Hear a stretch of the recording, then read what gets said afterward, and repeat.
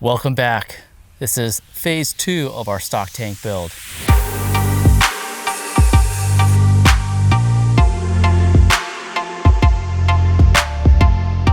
What we really want to do is build a deck around it. The pool was great. The kids loved it. I loved it. It just was a little tough whenever they wanted to go in. I kind of had to go with them or sit on the edge here, so it wasn't really that comfortable. I am not that handy, so I called in a little help today. I have my brother here to help with the build. And here's all the wood that we have for the deck project for the stock tank pool. All right, so step one, we're just gonna lay out our decking blocks, these 4x4 posts that are gonna support the deck. And unfortunately, all that work I did to lay down the edging and the stone, some of it's getting dug up.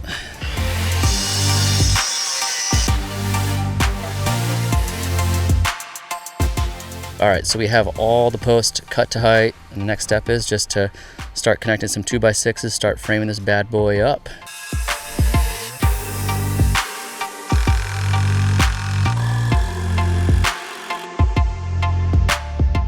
And if it looks like I'm not doing much work here, I'm not really. Shout out to my brother. We're using headlocks, they're 4-inch. This way they go through the 2x4 into the 4x4. This will actually replace a 3/8 lag screw, which for years was what we used. They were old galvanized screws. They were super hard to put in and they weren't nearly as strong, so the shear strength on this, it will be able to handle all the weight we put on it without it snapping the head right off.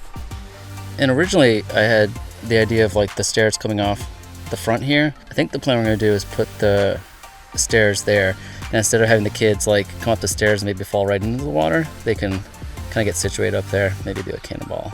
You can see my brother down there is gonna run those 2x6s underneath between. We have barely just enough clearance, but it will work. I can still get access to those plunger valves if I need to turn the water off, change filters. I'm gonna say this for like the 10th time. I wish I had put this valve somewhere down there. We're gonna run a railing from end to end. It's kind of like a back support, but also to keep the kids from falling off into the neighbor's bushes. I'm gonna maybe put some hooks on here, hang towels, maybe make it look a little nicer. All right, we're doing pretty good. We're in good shape here. We have a lot of the framing done for the deck. All the outside's done, and now we're just putting some extra braces on the inside so we have support for the top decking that's gonna go on the pool. And again, I'm really not doing much work here. It's all Jordan.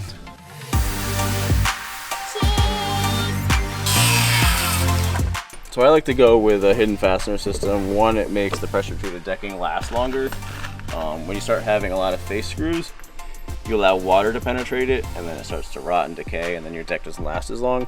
This helps to keep that surface cleaner, keeps water out of it. It also allows it to be safer for kids running around on it, so you're not getting as many splintering around the screw holes. So all in all, it's a much better system. A quick tip just to get the contour of the pool in the decking. I'm just using this piece of the edging that I had cut out originally from around the pool, and I'm just gonna basically eyeball it, get it close enough and get the contour, because before we were trying to like scribe it here then set it back an inch, and it just made it too difficult. It took too long, so we're just gonna use this little piece of plastic, eyeball the approximate arc, I guess, scribe that, cut it, gets it close enough. I'm gonna sand it down anyways after and make it be a little bit smoother, but that definitely speeds up the process here. All right, you wanna be in the video?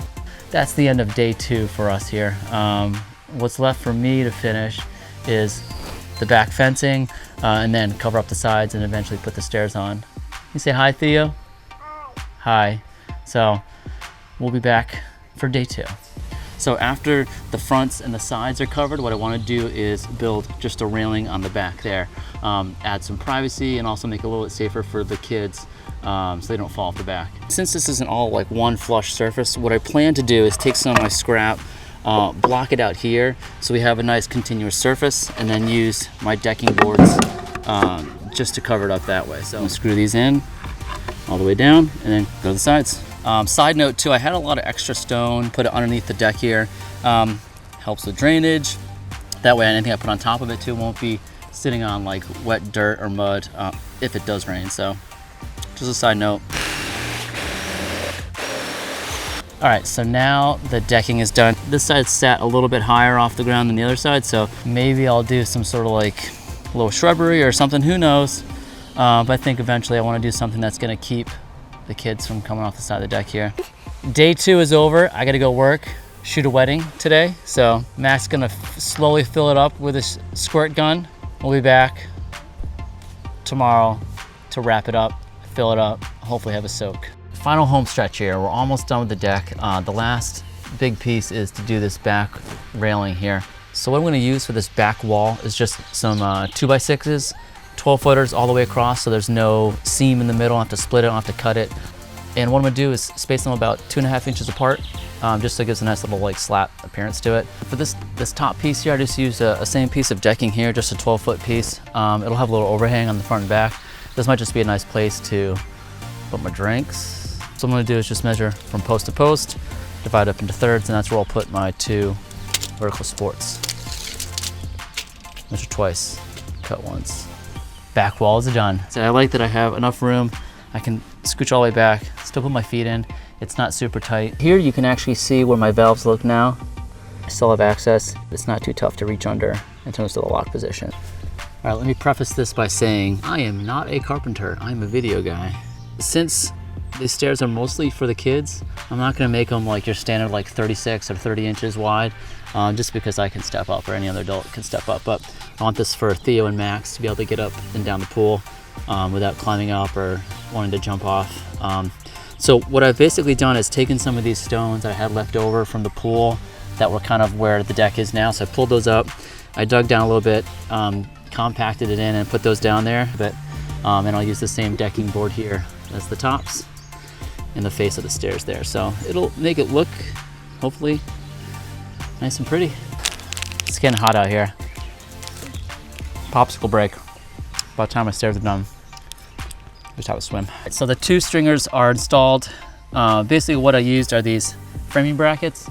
I could have done hangers on the outside here. It would have been a little bit easier, but I didn't want to see the brackets on the outside. So these are just hidden. And then from there, now we can put some treads on the top and on the front. And then we're so close. Right, Max? Yeah. Then what's after this when we're done? Go in the pool. Go in the pool. Stairs are done. That was my first time doing stairs.